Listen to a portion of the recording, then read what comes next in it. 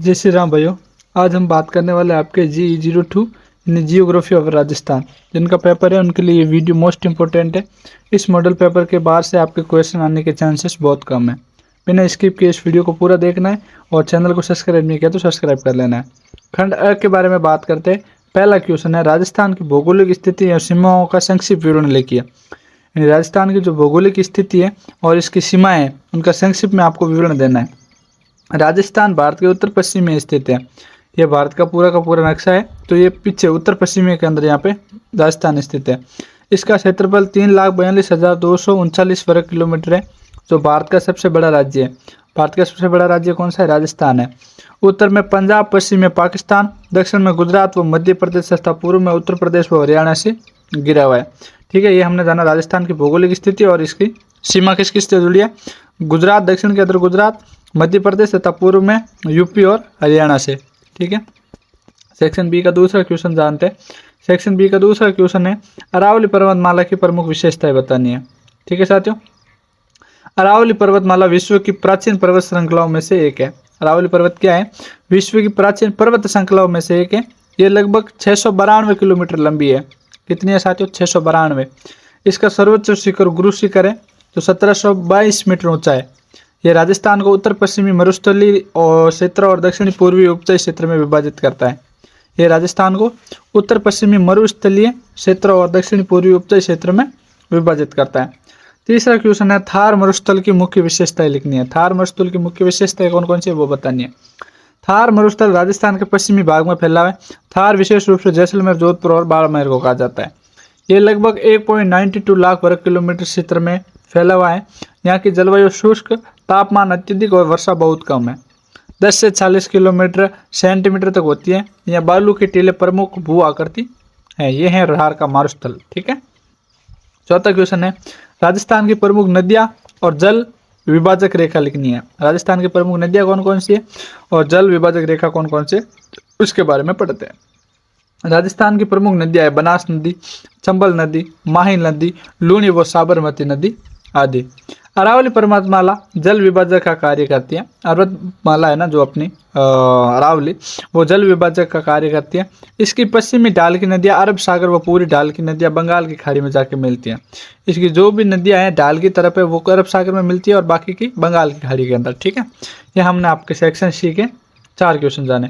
5वां क्वेश्चन है, राजस्थान की जलवायु की विशेषताएं लिखनी है। राजस्थान की जलवायु की विशेषताएं कौन कौन सी है वो लिखनी है। राजस्थान की जलवायु मुख्यतः शुष्क और अर्ध शुष्क है, यानी सूखापन है। यहाँ तापमान ग्रीष्म ऋतु में 48 सेंटीग्रेड तक पहुंच जाता है। अब की बार तो आपको पता हो तो 50 तक पहुंच गया था, जबकि शीत ऋतु में 0 डिग्री सेंटीग्रेड तक गिर जाता है। वर्षा असमान होती है और अनिश्चित होती है। मानसून का प्रभाव अल्प है। ठीक है मेरे प्यारे भाइयों, अभी तक आपने चैनल को सब्सक्राइब नहीं किया तो सब्सक्राइब कर लेना और घंटी को दबाकर ऑल पर सेट कर लेना, ताकि जो भी मैं लाइव आऊँ ना तो लाइव के अंदर आप जुड़ सको। एक चीज़ मैं आपको और बता देता हूँ मेरे प्यारे दोस्तों कि मैं आपका टाइम वेस्ट नहीं करना चाहता हूँ, इसलिए direct agitate step by step एकदम स्ट्रेट फॉरवर्ड बात कर रहा हूँ। ठीक है, छठा क्वेश्चन है, राजस्थान की प्रमुख मृदाएं कौन कौन सी है, प्रमुख मिट्टियाँ कौन कौन सी है। राइट, राजस्थान की प्रमुख मिट्टी है रेतीली मृदा, लाल मृदा, काली मृदा, बलुई दोमट मृदा, जलोढ़ मृदा और लवणीय क्षारीय मृदा पाई जाती है। यानी लूण से बनी हुई जमीन, लाल मिट्टी, काली मिट्टी, बलुई मिट्टी, इस प्रकार की बहुत सारी मिट्टियाँ हैं जो राजस्थान के अंदर पाई जाती है। पश्चिमी राजस्थान में रेतीली मृदा, दक्षिण पूर्वी भाग में काली और लाल मृदा प्रमुख है। अगर साथियों 2 नंबर का क्वेश्चन आए तो कम से कम आपको 4 मिट्टी के बारे में बताना है, तो आप बता सकते हो लाल मृदा, काली मृदा तो ही है, रेतीली मृदा और जलोढ़ मृदा। ठीक है, ये आप बता सकते हो या बलुई मृदा बता सकते हो। 7वां क्वेश्चन है, राजस्थान के प्रमुख खनिज संसाधनों के नाम लिखने हैं। खनिज मतलब जो जमीन से निकले हुए होते हैं। तो राजस्थान के प्रमुख खनिज कौन कौन से? तांबा, जिंक, जीसा, फॉस्फेट, संगमरमर, चूना पत्थर, जिप्सम, अब्रक और यूरेनियम जैसे खनिज पाए जाते हैं। कहाँ? राजस्थान के अंदर। और राजस्थान को खनिजों का भंडार भी कहा जाता है। 2 नंबर का क्वेश्चन आ सकता है कि खनिजों का भंडार किसे कहा जाता है, तो राजस्थान को कहा जाता है। ठीक है मेरे प्यारे साथियों, 8वां क्वेश्चन है, राजस्थान की प्रमुख कृषि फसलों का संक्षिप्त विवरण दीजिए। यानी राजस्थान की प्रमुख फसलें कौन कौन सी है वो होता नहीं, कम से कम आप 4 लिखोगे उससे जगह 8 लिखोगे तो 2 नंबर पूरे मिलेंगे। ठीक है मेरे प्यारे साथियों, राजस्थान की मुख्य फसलें कौन कौन सी है? गेहूँ होती है अपने इधर, जौ होता है, चना होता है, मक्का होता है, बाजरा होता है, कपास होता है, गन्ना और सरसों होते हैं। पश्चिमी भाग में बाजरा और ज्वार, जबकि पूर्वी भाग में गेहूँ और चना गन्ना प्रमुख है। ओके मेरे प्यारे साथियों, ये हमने आपके सेक्शन ए के सारे क्वेश्चन कंप्लीट कर लिए, जो 8 क्वेश्चन आने वाले हैं आपके। बात करते हैं सेक्शन बी के बारे में, जो आपको मिनिमम 200 शब्दों के अंदर इनके उत्तर देने हैं और आपका 7 नंबर का एक क्वेश्चन आने वाला है। साथियों, विश्वास दिलाता हूँ कि इस मॉडल पेपर से बाहर आपका क्वेश्चन नहीं आएगा, तो प्लीज़ इस वीडियो को अपने दोस्तों के साथ शेयर करना है और मेरा सपोर्ट करने के लिए आप मेरे व्लॉग चैनल को सब्सक्राइब कर सकते हो। ठीक है मेरे प्यारे साथियों, डिस्क्रिप्शन के अंदर लिंक है, अभी जाके सब्सक्राइब कर लो व्लॉग को, तो वीडियो नहीं रुकेगी, वीडियो चलता रहेगा। आप अभी डिस्क्रिप्शन चेक करो, वहाँ पे व्लॉग चैनल की लिंक मिलेंगे, सिंपली उसको सब्सक्राइब करना है और घंटे को दबाकर ऑल पर सेट करना है। ठीक है मेरे प्यारे गुरु। अब बात करते हैं मेरे प्यारे साथियों सेक्शन बी के बारे में। गुरु उसको बोला जाता है साथियों, जो गुरु का मतलब तो आपको पता ही है, आप मेरे प्यारे हो इसलिए आपको बोल रहा हूँ व्लॉग चैनल सब्सक्राइब करने को। क्वेश्चन पहला है, राजस्थान की भौगोलिक स्थिति और प्राकृतिक सीमाओं का वर्णन करना है। राजस्थान की भौगोलिक स्थिति क्या है और इसकी सीमाओं का वर्णन करना है। राजस्थान भारत के उत्तर पश्चिम में स्थित है, जैसा कि मैंने आपको पहले बताया था। इसका विस्तार 23.3 डिग्री से 30.12 उत्तरी अक्षांशा और 69.30 से 78.17 पूर्वी देशांतर तक है। क्षेत्रफल 3,42,240 वर्ग किलोमीटर है। इसकी पश्चिमी में पाकिस्तान, अपने इधर पाकिस्तान की सीमा लगती है। उत्तर में पंजाब व हरियाणा, पूर्व में उत्तर प्रदेश, दक्षिण में मध्य प्रदेश और गुजरात स्थित है। भौगोलिक दृष्टि से इसे उत्तर पश्चिमी मरुस्थलीय भाग और दक्षिणी पूर्वी उपजाऊ भाग में बांटा जा सकता है। प्राकृतिक सीमाओं में पश्चिमी मरुस्थल, दक्षिण में विंध्याचल और पूर्व में चंबल का क्षेत्र शामिल है। साथियों, एक नॉर्मल आपको वे में बता देता हूँ, ये है अपना राजस्थान का नक्शा। ठीक है, ये है टोटल भारत का नक्शा, ये एक मान के चलो। तो यहाँ पे पाकिस्तान की सीमा लगती है, ऊपर हरियाणा की लग जाती है, यहाँ यूपी की लग जाती है, यहाँ पे गुजरात की सीमाएं लगती है। ठीक है, इस प्रकार अपने राजस्थान का नक्शा है जो है। दूसरा क्वेश्चन है, अरावली पर्वतमाला। अरावली पर्वत का भू आकृतिक स्वरूप एवं भौगोलिक महत्व स्पष्ट कीजिए। अरावली पर्वत का भू आकृति कैसी है, इसका स्वरूप कैसा है और भौगोलिक महत्व क्या है, स्पष्ट करना है। अरावली पर्वतमाला राजस्थान के मध्य भाग से होकर गुजरती है, यानी बीच से होकर गुजरती है। ये राजस्थान की जल विभाग रेखा है। इसका उच्चतम शिखर गुरु शिखर है, जिसकी लंबाई है 1722 मीटर, यानी 1.7.2 किलोमीटर। उत्तर में यह श्रृंखला संकरी एवं निम्न हो जाती है। ठीक है, जबकि दक्षिण में ऊंची व विस्तृत है। इसका महत्व क्या है, ये जलवायु को प्रभावित करती है, ये पश्चिमी पूर्वी राजस्थान को विभाजित करती है, ये खनिज संबंधा प्रचुर मात्रा में उपलब्ध है और पर्यटन की दृष्टि से अरावली का महत्व बहुताध्यक है। ठीक है मेरे प्यारे गुरु, प्यारे मेरे साथियों गुरु। क्वेश्चन 30 है, थार मरुस्थल की विशेषताओं एवं मानव जीवन पर उसके प्रभाव का वर्णन करना है। यानी थार मरुस्थल की कौन कौन सी विशेषताएं हैं, मानव जीवन पर उसका क्या प्रभाव है, उनके बारे में बताना है। थार मरुस्थल भारत का सबसे बड़ा मरुस्थल है, ये तो आप सभी को पता है। ये राजस्थान के पश्चिमी भाग में लगभग 1.92 लाख वर्ग किलोमीटर क्षेत्र में फैला हुआ है, जहाँ जलवायु अति शुष्क, वर्षा अल्प और असमान है। भू आकृति में बालू के टीले और रेतीले मैदानी भाग प्रमुख है। यहाँ की वनस्पति विरल है, मानव जीवन कठिन है, जल संकट और मरुस्थलीकरण की समस्या है।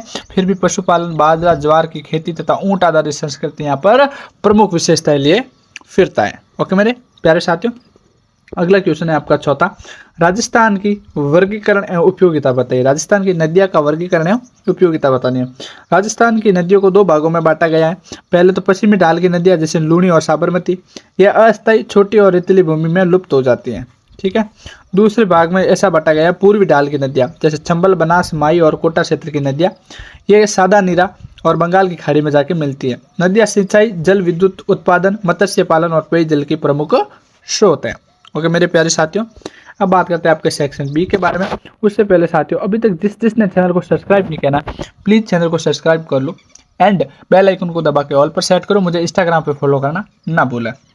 खंड स के अंदर पहला क्वेश्चन है, राजस्थान की भौगोलिक स्थिति एवं उसके ऐतिहासिक सांस्कृतिक महत्व को विस्तार से वर्णन करना है। राजस्थान की भौगोलिक स्थिति कैसी है और इसकी ऐतिहासिक संस्कृति क्या है, उसके बारे में जानना है। भौगोलिक स्थिति जानते हैं, आकांक्षीय वो देशांतर विस्तार सीमा, यानी बड़ी बड़ी सीमाएं हैं, उसके साथ देशों की भी सीमाएं लगती है, यह है इसकी भौगोलिक स्थिति। प्राकृतिक विभाजन कैसा है, मरुस्थल क्षेत्र भी है, अरावली क्षेत्र भी है और पूर्वी उपजाऊ क्षेत्र भी है। ऐतिहासिक महत्व क्या है, प्राचीन सभ्यताएं, कालीबंगा, आहड़, युद्ध क्षेत्र, वीरभूमि, ये सब इसकी प्रमुख ऐतिहासिक महत्व है।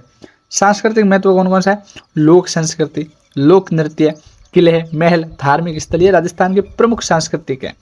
आधुनिक महत्व क्या है, पर्यटन बहुत ज़्यादा आते हैं राजस्थान के अंदर, खनिज व उद्योग और कृषि और संस्कृति। ओके मेरे प्यारे साथियों, अब बात करते हैं आपका दूसरा अध्याय सेक्शन सी का। अरावली पर्वत की उत्पत्ति, संरचना, प्राकृतिक संसाधन और मानव जीवन पर इसके प्रभाव का विवेचन करना है। अरावली पर्वत की उत्पत्ति कैसे हुई, इसकी संरचना क्या है, प्राकृतिक संसाधन क्या है और मानव जीवन पर इसका क्या प्रभाव पड़ा है वो जानते हैं। उत्पत्ति कैसे हुई, भूवैज्ञानिक दृष्टि से प्राचीनतम पर्वत प्री कैम्ब्रियन के द्वारा इसकी उत्पत्ति हुई थी। संरचना क्या है, ग्रेनाइट, संगमरमर, बेसाल्ट चट्टाने से निर्मित है ये। प्राकृतिक संसाधन क्या है, जिंक, तांबा, संगमरमर, सीसा और लोहा यहाँ पे मिल जाता है। प्रभाव क्या है, नदियों का उद्गम, सिंचाई व कृषि पर असर, पर्यटन जैसे माउंट आबू, खनिज आधारित उद्योग प्रमुख है।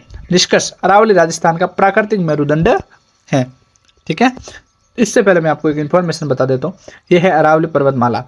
पहले गुजरात चाहता था कि मैं अरावली को घेर दूं, बट राजस्थान इसको भगा दिया और राजस्थान ने अपने अंदर ले लिया। ठीक है मेरे प्यारे गुरु, प्यारे मेरे साथियों, गुरु सेठ।